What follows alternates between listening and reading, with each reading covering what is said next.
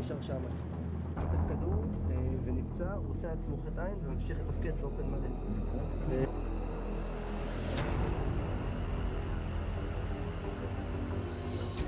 שגם פינת האזרחים וגם מתחילת הקודם, גם היה ציונים מטווחים שברגע ש... אתם זוכרים שאמרו לנו ש... Do you remember when we were told that we would not break into Gaza? We've broken through. They said that we would not reach the outskirts of Gaza city. We've arrived. They told us that we would not enter Shifa. We've entered. And in this spirit, we say a simple thing. There is no place in Gaza that we will not reach. There is no hiding, no shelter, no refuge for the murderers of Hamas. We will arrive and eliminate Hamas and return our hostages. These are two sacred missions. Last night, I spoke again with President Biden. We are not letting go. We will eliminate Hamas. We will achieve a complete victory and will bring our hostages back. With your help and God's help. Thank you very much. You are extraordinary. Amen.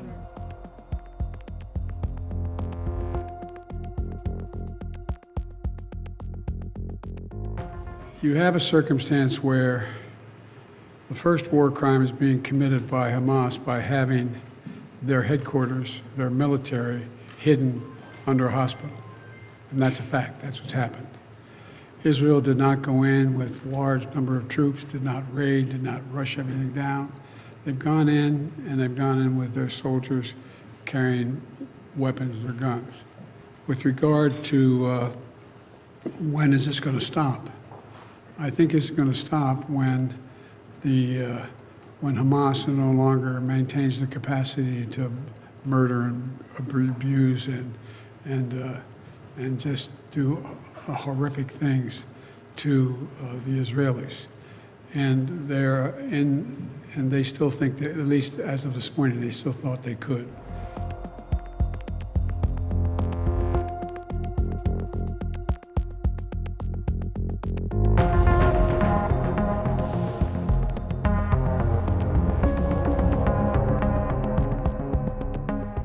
They were told, let me be precise.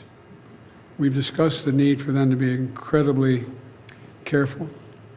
You have a circumstance where you know there is a fair number of Hamas terrorists.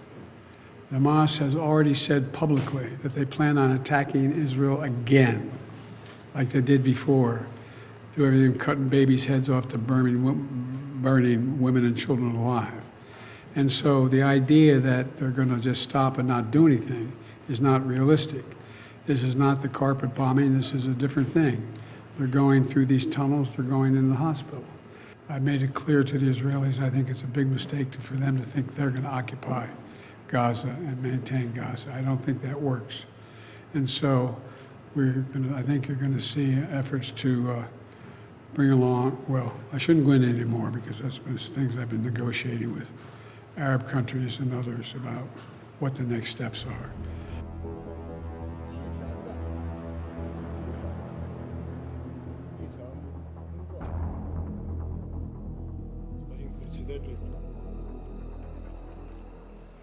The Security Council should have called for a ceasefire a long time ago.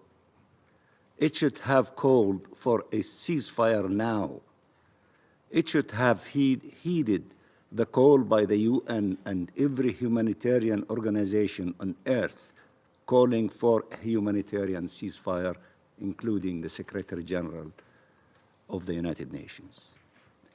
It should have been convinced that there is no military solution, especially one that relies on the commission of atrocities, and it should have advanced political ones. Gaza bleeds, death, devastation, destructions everywhere.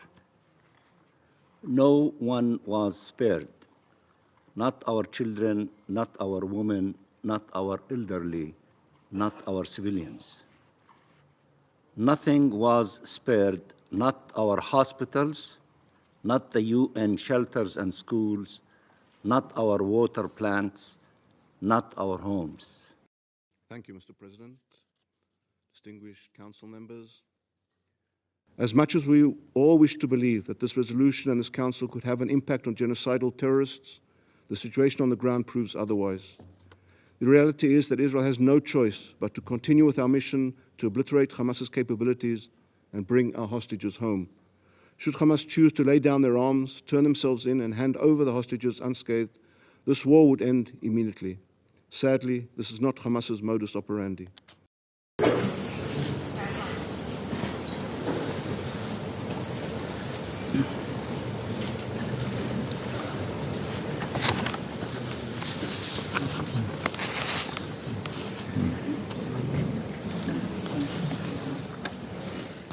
Let's be crystal clear. Hamas set this conflict in motion because Hamas only cares about the death and destruction of the Israeli people. They do not care one whit about the safety and the protection of the Palestinian people. If they did, they wouldn't use civilian infrastructure, residential buildings, schools, mosques, and hospitals to store weapons and operate command and control nodes. They wouldn't use innocent, vulnerable people as human shields. Ultimately, the United States could not vote yes on a text that did not condemn Hamas or reaffirm the right of all member states to protect their citizens from terrorist attacks. This resolution is absolutely necessary, though the UK regrets that the first resolution passed by this Council on this matter could not clearly condemn Hamas terrorist attacks of the 7th of October. The barbarity of those attacks should be clear to us all. That is why we have abstained today. Once again, I want to stress that humanitarian pauses are not and cannot be a replacement for ceasefire or even a truce. This is just a temporary pause, after which military activities will be renewed with greater force. In other words, people who will be evacuated will find themselves under new shelling, and civilian infrastructure will continue to be destroyed, and there will be new victims, more and more victims.